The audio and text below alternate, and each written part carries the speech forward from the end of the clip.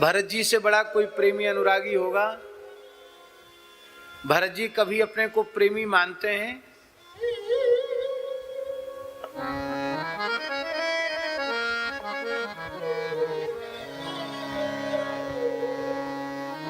आहा, कभी अपने को नहीं मानते।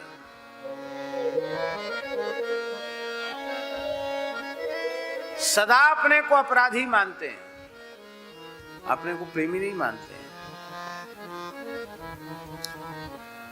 और स्थिति यह है कि भरत जी के हृदय में प्रेम का समुद्र हिलोरें ले रहा है, फिर भी वे अनुभव करते कि मेरा हृदय तो प्रेम से शून्य है। इसलिए निरंतर ज्ञान वैराग्य की ओर बढ़ो। पर मैं ज्ञानी हूं, मैं वैराग्यवान हूं, ऐसा अहंकार मत करो। निरंतर भजन साधन को पुष्ट करो। पर मैं भजन करता हूं, मैं साधन करता हूं, मेरे हृदय में भगवत प्रेम है, ऐसी बात, ऐसा अहंकार अपने मन में मत आने दो। हे नाथ,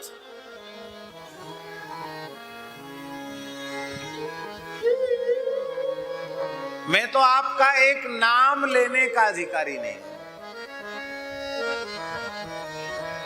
अच्छा, एक बात हम पूछें, ये देह प्राकृत है कि नहीं? बहुत ध्यान से सुने, हमारी बात गलत हो तो हमको टोकना। ये देह प्राकृत है कि नहीं? ये जिह्वा, तालु, होष्ठ, ये सब इंद्रियां प्राकृत हैं कि नहीं?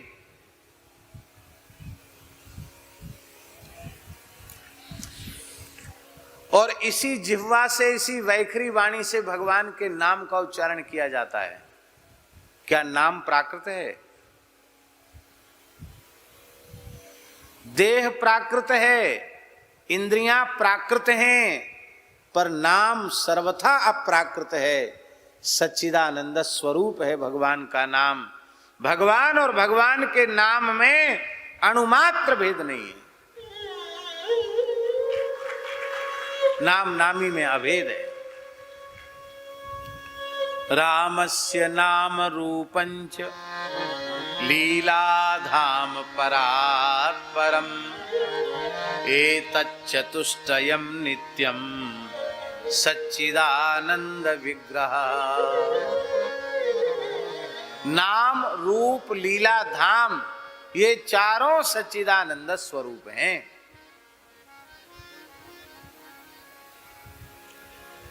अब हम दूसरी बात कह रहे हैं कि जब देहेंद्रियादि प्राकृत हैं और नाम शुद्ध सच्चिदानंद घन परब्रह्म है, तो इस प्राकृत देहेंद्रियादि में विशुद्ध सच्चिदानंद घन नाम को प्रकट करने की सामर्थ्य है क्या? नहीं है। इसमें नाम को प्रकट करने की सामर्थ्य नहीं है। तब हम नाम कैसे लेते हैं? कृपा करुणा करके नाम महाराज हरिगुरु संतों की कृपा से प्रकट हो रहे हैं। हम एक नाम भी नहीं ले सकते। जब हम एक नाम नहीं ले सकते तो हम भजन करते हैं, हम साधन करते हैं, ये अहंकार झूठा है।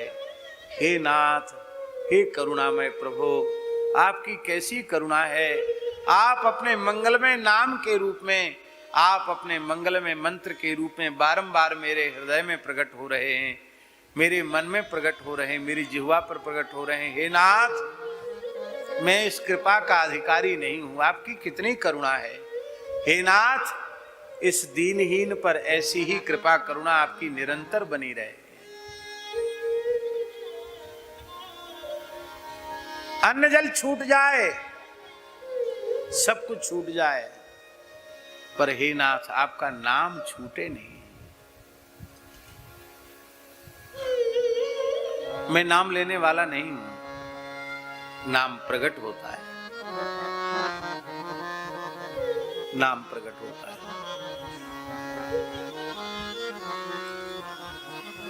इसलिए ज्ञानवान, वैराग्यवान, भक्तिमान होने पर भी अपने को ज्ञान, वैराग्य, भक्ति से शून्य मानना, ये साधक का लक्षण है। और ऐसी ही अवस्था श्री मनु जी महाराज की है। वे परम ज्ञानवान हैं, वे परम वैराग्यवान हैं, वे परम भक्त हैं, फिर भी उनके मन में पीड़ा है। होय न विषय विराग, भवन बसत भाव, चौथपन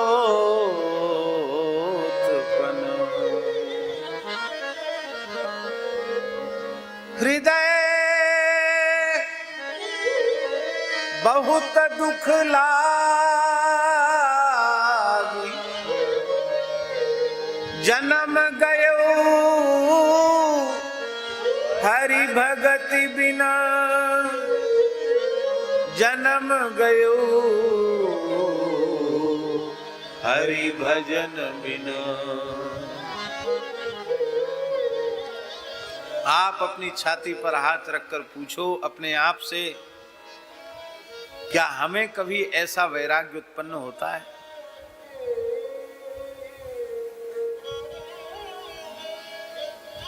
न जाने कितनी प्रतिकूलताएं जीवन में आती हैं, फिर भी वैराग्य नहीं होता, तो अनुकूलता में तो होगा कहां से? आप फिर सोचते हैं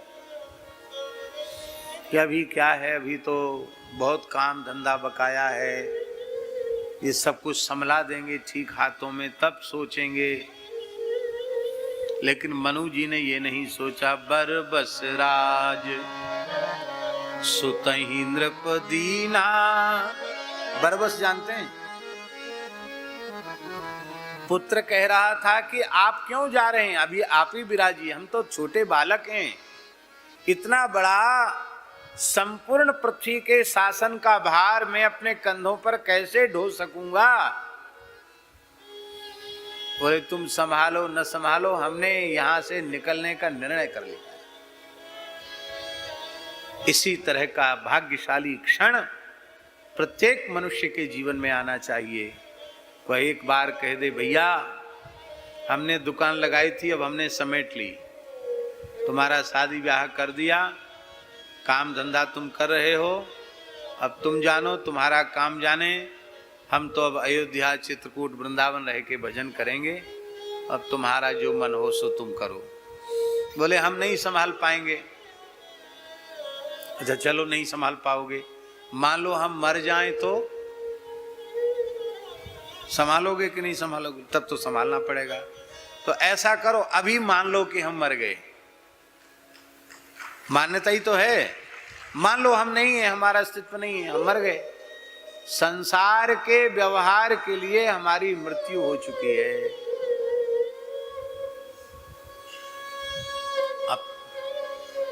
अब लो नसानी अब ना नसे, ये निश्चय करना पड़ेगा। संसार के लायक जब तक बने रहोगे, संसार कभी छोड़ने वाला नहीं।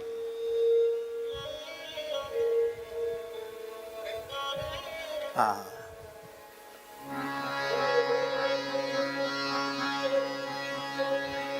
संसार के व्यवहार के लिए अपने को अयोग्य साबित कर दो और संसार समझ लेगा कि अब ये हमारे किसी काम के नहीं है, तो संसार अपने आप तुम्हारी उपेक्षा कर देगा। तुम्हें किसी ने नहीं बांध रखा है, तुम स्वयं अपनी आसक्ति में, अपने मोह में बंधे हुए हो, तुम्हें किसी ने नहीं बांधा है।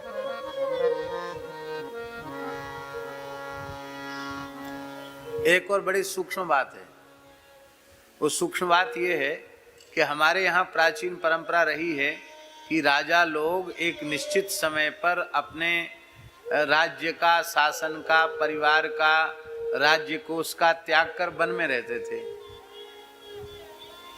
और वन में वनवासी वृत्ति से रहते थे, मुनि वृत्ति से रहते थे। ये हमारे सनातन धर्म की कितनी सुंदर व्यवस्था थी कि जहाँ चक्रवर्ती सम्राट भी वनवासियों की तरह वन में रह करके भजन साधन कर रहा है, इस माध्यम से उन सुदूर जंगलों में रहने वाले वनवासी क्षेत्र के लोगों को भी ये लगता था कि हम जिस जीवन को जी रहे हैं वो सामान्य जीवन नहीं है। बड़े बड़े ऋषि महर्षियों की भी अभिलाषा रहती है वैसे निर्जन जंगलों में जाकर के भजन करें।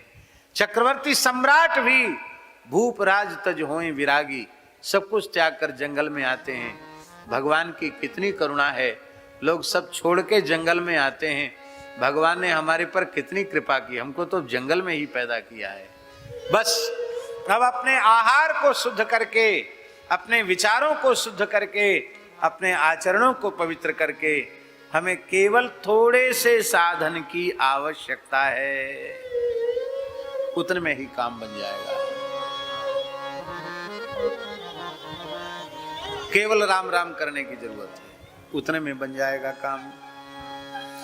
श्री मनु जी महाराज तपस्या कर रहे हैं और मंत्र का जप कर रहे हैं। मनुरुवाच येन चेतयते विश्वम विश्वम चेतयते नयम यो जागर्ति शयानेस्मिन् नायं तं वेद वेदसा। जिनकी चेतना के स्पर्श मात्र से यह अचेतन प्रकृति, यह अचेतन विश्व चेतन हो जाता है, जो सबको चैतन्यता देने वाले हैं किंतु जिन्हें कोई भी चैतन्यता नहीं दे सकता, जो महाप्रलय के पश्चात भी निरंतर जागृत रहते हैं, चैतन्य रहते हैं, जिन्हें कोई नहीं जान सकता,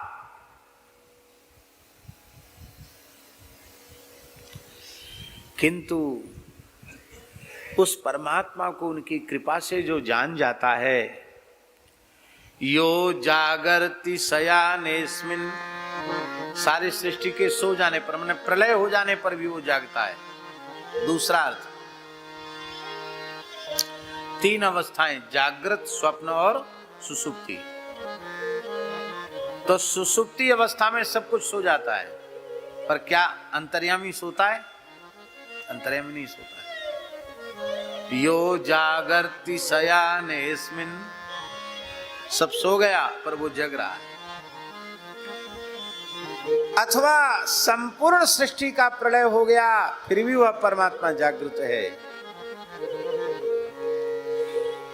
ऐसे परब्रह्म के तत्व को जो जानता है वह भी भगवत तुल्य हो जाता है, भगवान के समान ही वह आदर का, पूजा का पात्र बन जाता है।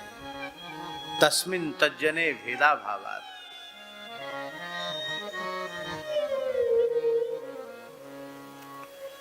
आत्मा वाश्यमिदं सर्वं यत्किंचित् जगत्यां जगत् तेन त्यक्तेन भुञ्जीथा मा गृधः कस्यचित् धनम्।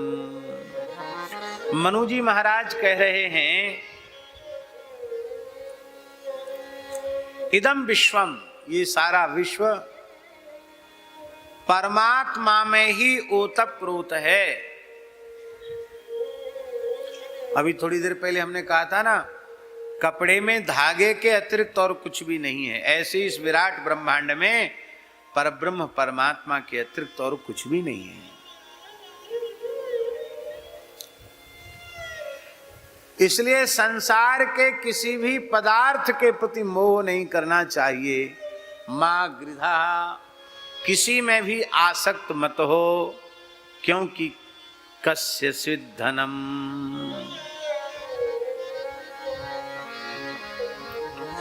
तृष्णा का त्याग कर देना चाहिए, क्योंकि कस्यचित् धनम, ये धन, ये वैभव, ये संपत्ति किसकी है? किसी की नहीं। इत्यादि प्रकार से मनु जी महाराज तो कर रहे थे भगवान की स्तुति, और असुरों ने अपने मन में सोचा कि ये क्या बड़बड़ा रहे हैं, तो असुर उनको खाने के लिए टूट पड़े। उसी समय यज्ञ पुरुष भगवान, यज्ञ नारायण भगवान अपने याम आदि देवताओं के सहित आए और उन असुरों का संहार उन्होंने कर दिया। और फिर वे यज्ञ पुरुष भगवान ही इंद्र पद पर प्रतिष्ठित होकर के और स्वर्ग का शासन करने लगे। ये प्रथम मनु का चरित्र है।